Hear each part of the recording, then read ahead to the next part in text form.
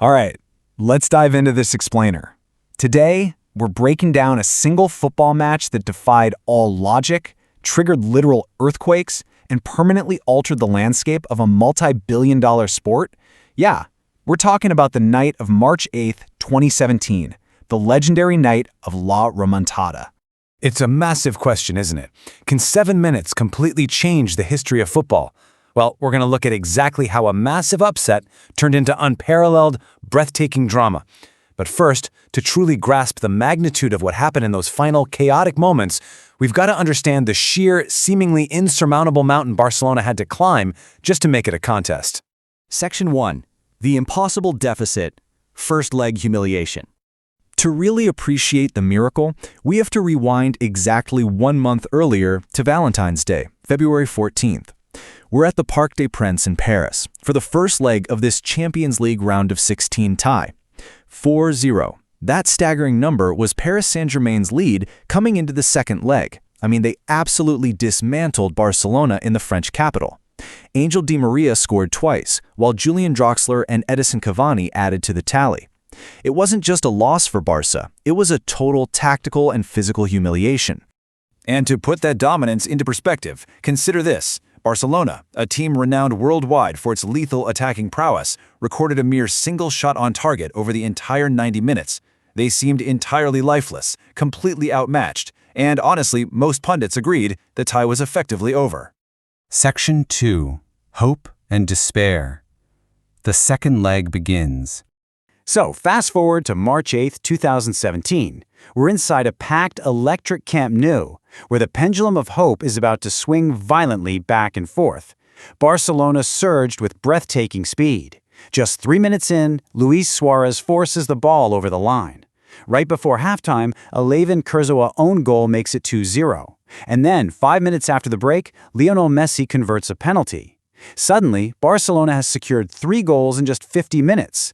The aggregate score is now an incredibly tense 4-3. The impossible was actually happening.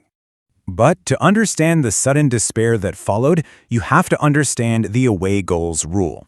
Back in 2017, this tie-breaking method was in full effect. So when PSG's Edinson Cavani lashed the ball into the net in the 62nd minute, he didn't just add 1 goal to PSG's total. He essentially forced Barcelona to now need 3 more goals to survive.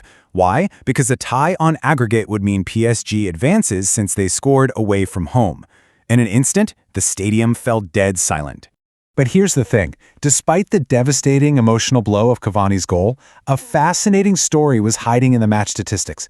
Barcelona held absolute dominance on the pitch. We're talking 75% ball possession, 20 total shots, 10 on target. They were aggressively staying in the fight, suffocating PSG, and just flat out refusing to let the game die. Section 3, 7 minutes of magic. The final crescendo.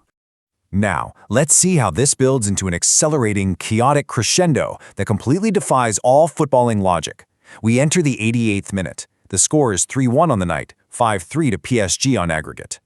In a blistering 7-minute window, Brazilian star Neymar literally takes the game by the scruff of the neck.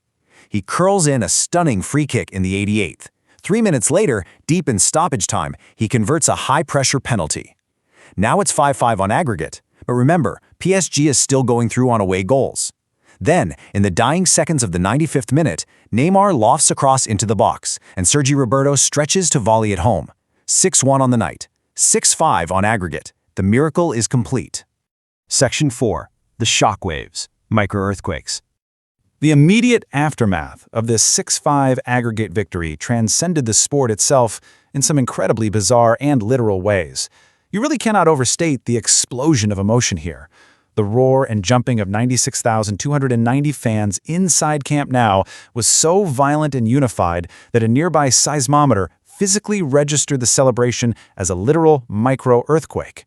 The ground in Barcelona actually shook, while over in Paris, PSG's collective psyche was completely shattered. This created a jarring contrast to the jubilation of the home fans. Edinson Cavani later revealed the profound psychological toll this took, admitting he actually sought therapy after the match. The collapse was labeled a national humiliation in the French press, and it fundamentally shook the confidence of a team built from the ground up to conquer Europe. The cultural footprint of the match was so massive that it altered language itself.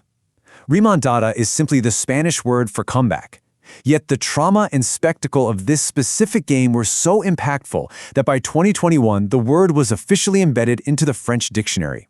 It's a permanent linguistic reminder of a historic humiliation.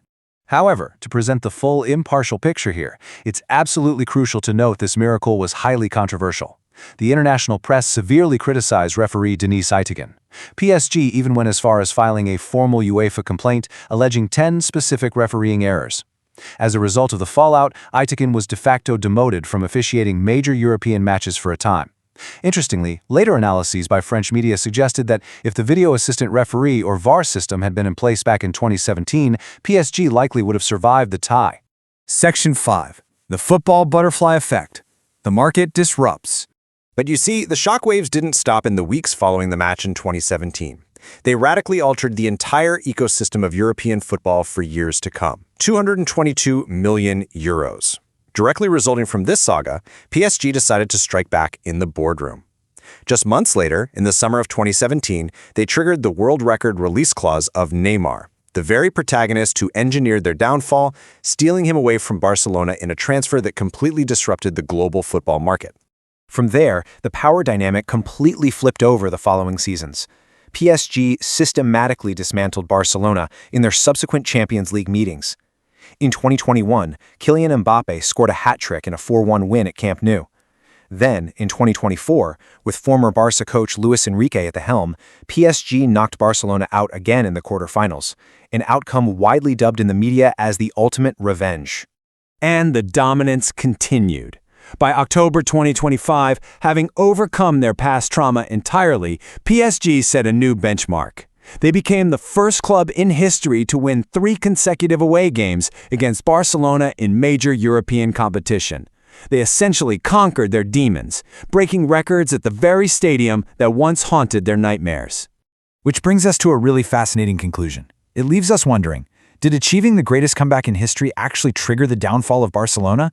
I mean, was winning La Remontada worth the ultimate cost of awakening a sleeping giant that stole their brightest star and systematically dominated their future? It's a debate that will rage on in football history forever. Thanks for exploring this incredible story with me today on This Explainer, and I'll catch you in the next one.